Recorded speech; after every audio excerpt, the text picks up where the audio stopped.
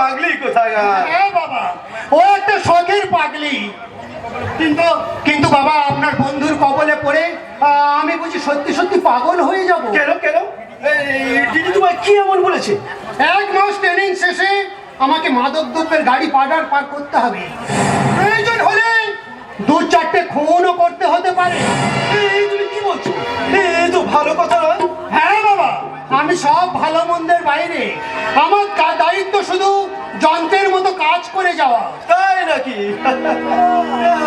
আমি তার কাছে প্রতিশ্রুতিবদ্ধ বলে সেই দিদি তোমাকে দিয়ে না না এর একটা বিহিত আমাকে করতেই হবে। রাজা, তুমি একবার ভিতরে যাও তো, গিয়ে একবার রাজীবকে পাঠিয়ে দাও। বেশ বেশ, দিচ্ছি বাবা, দিচ্ছি। তবে আপনি একটু চেষ্টা করে দেখুন বাবা, এর কোনো কিনারা করা যায় কিনা। নইলে ওই শয়তানদের সঙ্গে থাকতে থাকতেই একদিন আমি শয়তানে পরিণত হয়ে যাব বাবা। আর সেই দিন শত চেষ্টা করেও আপনি আমাকে ও পথ থেকে ফেরাতে পারবেন না বাবা, ফেরাতে পারবেন না। রাজা, রাজা, চারিদিক থেকে অসংখ্য ঝামেলা যেন আমাকে গ্রাস করতে চাইছে।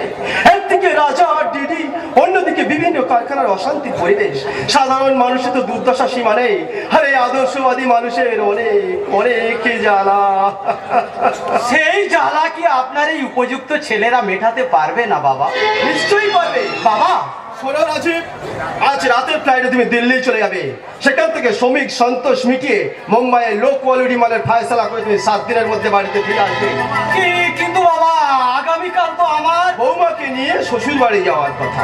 কিন্তু বাবা, ব্যবসায়ী কাজের থেকে তোমার শ্বশুর বাড়ি যাওয়াটা বেশি প্রয়োজনে?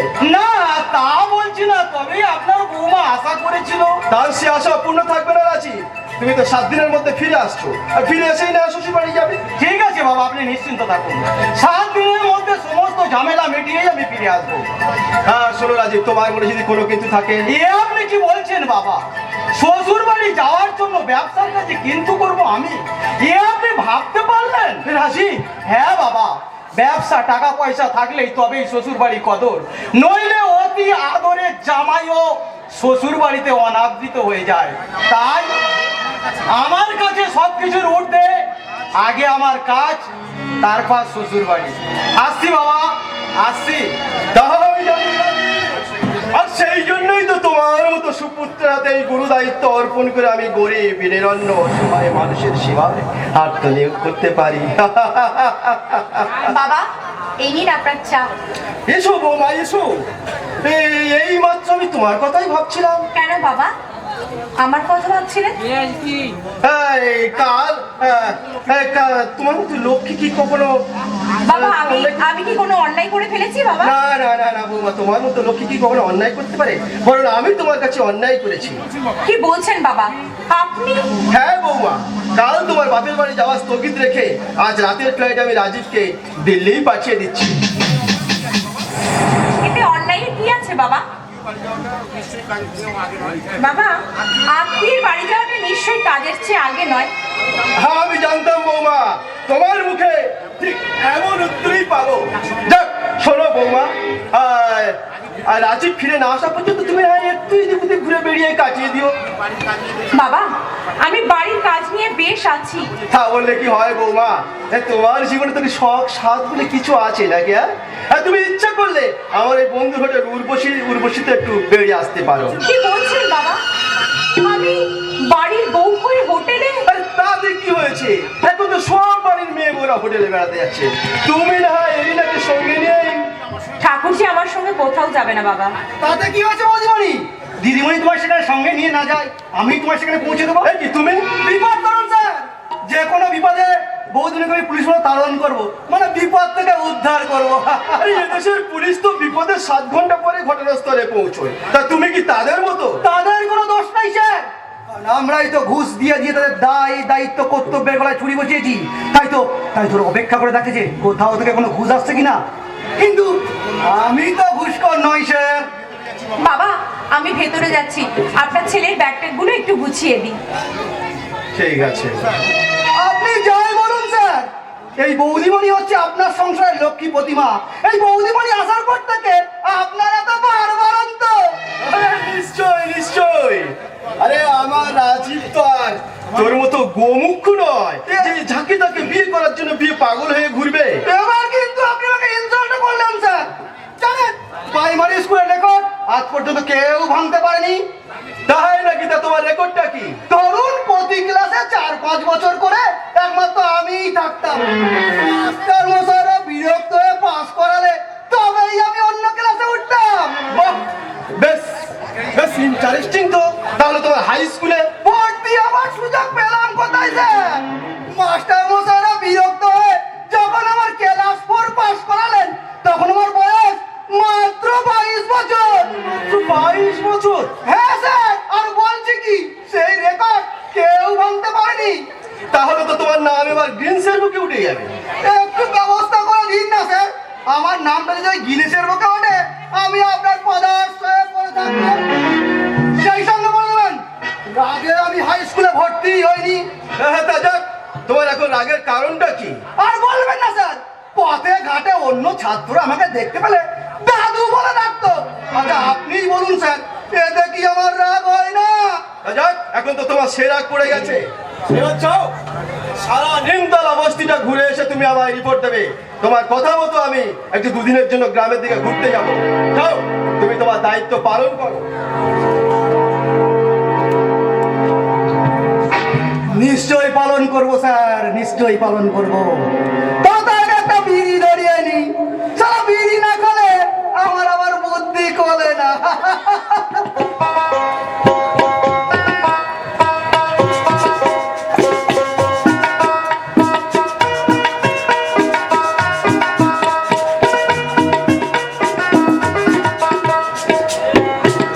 বদ্দা 7 দিনের জন্য যাচ্ছে দিল্লি, আর স্যার যাচ্ছেন গ্রামে। এদিকে যৌবন সমুদ্র সোনালী, তাকে হোটেলে নিয়ে যাওয়ার দায়িত্ব আমার। এই তো সুবর্ণ সুযোগ। সোনালী সুন্দরী, তোমার এই উথাল পাতাল যৌবন তরঙ্গে এই নিবর্তন তার কামনার নৌকা ভাসাবে। তাহলে ছেলেটা গেল কোথায়? যে ছেলে কখনো বাড়ির বাইরে পা রাখেনি সেই ছেলে আজ 3 দিন। শর্মা, আমার মন বলছে ডাক্তার যদি খুঁজে বের করবে। কিন্তু আমি আমার মনকে কি বলে সান্ত্বনা দেব? আমি যে আকাশকে এক দণ্ড চোখের আড়াল করিনি, সেই আকাশ তোমার মুখে ফিরে আসবে শর্মা। তোমার স্নেহ মায়া মমতা ছেড়ে সে কোনোদিন বেশি দূরে থাকতে পারবে না শর্মা। জানি, আমি জানি গো জানি, সে যা স্নেহের কাঙাল, এক নাবারও। আমি খাইয়ে না দিলে তার পেট ভরে না, আমার কোলে মাথা রেখে না ঘুমালে তার ঘুম আসে না, আমার গলা জড়িয়ে ধরে গান না শুনলে তার যে দিন কাটে না গো। সেই জন্যই বলছি তো শর্মা, মাতৃদুগ্ধ যদি বিষাদ না হয়, যুগ যুগ ধরে মায়ের সেও ভালোবাসা যদি মিথ্যা না হয়, তাকে একদিন মা বলে তোমার দিকে ঝাঁপিয়ে পড়বে শর্মা। সেই দিনটা যে কবে আসবে তা আমরা কেউ জানি না অমৃতা। সমস্ত গ্রাম তন্ন তন্ন করে খুঁজলাম, তো তার কোনো সন্ধান পাইনি বৌদি। তাহলে কি আমার আকাশের কোনো বিপদ? না না বৌদি, না, এখনই অতটা ভাবার কোনো কারণ নেই, কারণ আমরা এখনো শহরে খুঁজতে যাইনি। শহর, ওর মধ্যে একটা অসহায় ছেলে শহরে গাড়ি ঘোড়া নিষ্ঠুর মানুষের মাঝে যদি কোনো বিপদ। না বাবা না, শহর মানে নিষ্ঠুর হৃদয়ের নয়। শহরের ইটকাট পাথরের মাঝে প্রকৃত মানুষ বাস করে। মা!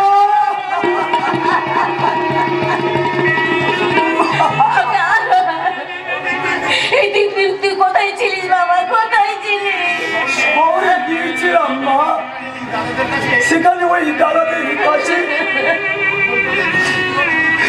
আকাশ, তুই কলকাতায় কিভাবে গিয়েছিলি আর কেনই বা গিয়েছিলি? তোমার শরীর খারাপ, পয়সার অভাবে মা ওষুধ কিনতে না পেরে ওই আকাশ, মুখটাকে কারে। আকাশ রে, দুটো পয়সার জন্য মা মাটির পরের বাড়ি কাজ করতে যায়, তাই আকাশ, মা! আপনাদের সকলকে দুশ্চিন্তার হাত থেকে মুক্তি দিতে কলকাতায় গিয়েছিলাম ভিক্ষা করতে। তাহলে তাহলে তুমি ওকে গাড়ি চাপা করার হাত থেকে বাঁচিয়ে সম্রাট ভাইয়ের হাতে তুলে দিই। তারপর যা করে সম্রাট ভাই করেছি। সম্রাট? কি কি তোমাদের ওই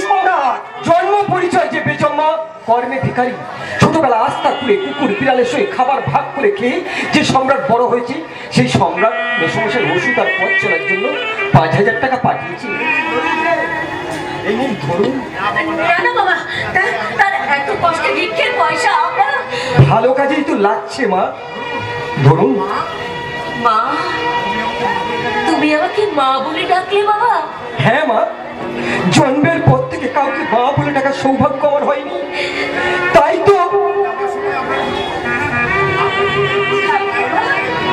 আপনার মতন এই মহিষী পায়ের ধুলো মাথায় নিয়ে অতিরিক্ত বুক্ষ হৃদয় কানায় কানায় পড়ে গেলাম, কানায় কানায়।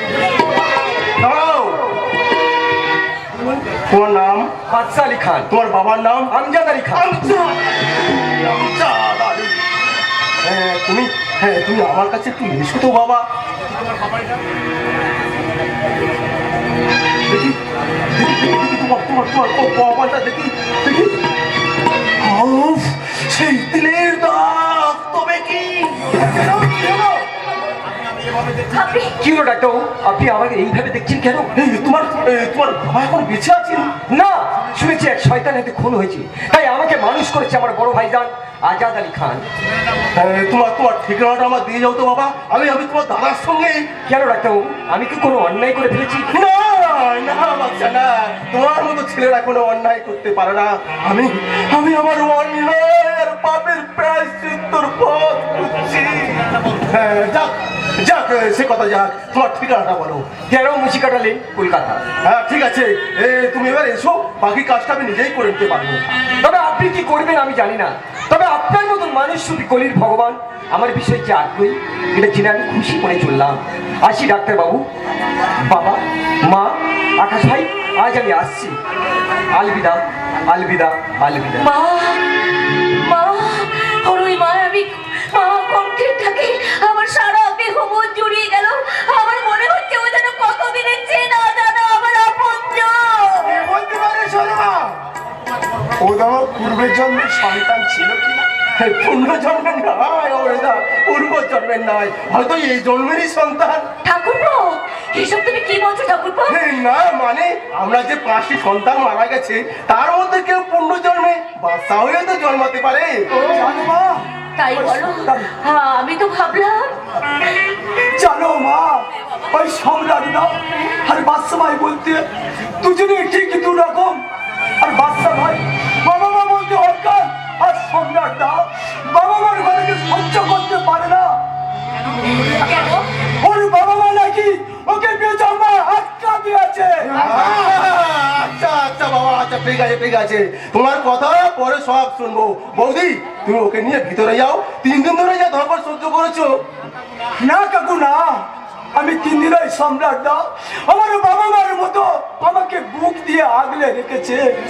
বেশ তো, তো ডাক্তারবাবু কলকাতায় গিয়ে তো সম্রাট দাকে ধরে আনলে আমরা সব তার কথা শুনবো। কেমন? তুই এখন আমার সাথে ভেতরে চল তো বাবা। আয়, আয়, তুই আমার সাথে আয় বাবা। অমৃতা, হ্যাঁ ডাক্তারবাবু, তুমিও ভিতরে যাও। অমৃতা, তুমিও ভিতরে যাও। তোমার এই অসুস্থ শরীরে কোনো বাতাস লাগানোটা ঠিক না। ডাক্তারবাবু যাচ্ছি, আকাশ বাড়ি ফিরে এসেছে, তাই আজ আমার বড় আনন্দের দিন। তবু কেন জানি না, ওই বর্ষা সম্রাটের জন্য আমার মুখটা কেঁপে উঠল। না না, ওরা আমার কেউ নয়, ওরা আমার কেউ নয়। অমৃতা, ওরা আমার কেউ নয়। অমৃতা, ওরা আমার অমৃতা, না না না অমৃতা না, তোমার আর বেশি দিন কাঁদতে হবে না অমৃতা, বেশি দিন কাঁদতে হবে না। আমার ধারণা যদি সত্যি হয়, তাহলে তোমার ওই হারানো নিজেদের আমি তোমার কোলে ঠিক ফিরে দেবো। আর যদি শত্রু বেঈমানদের আইনে মনে বুঝে দেবো। বারে বারে গুগু, তুমি খেয়ে যাও দান, ধরা পড়োনি কারো হাতে, এবার তুমি বুঝবে জানো।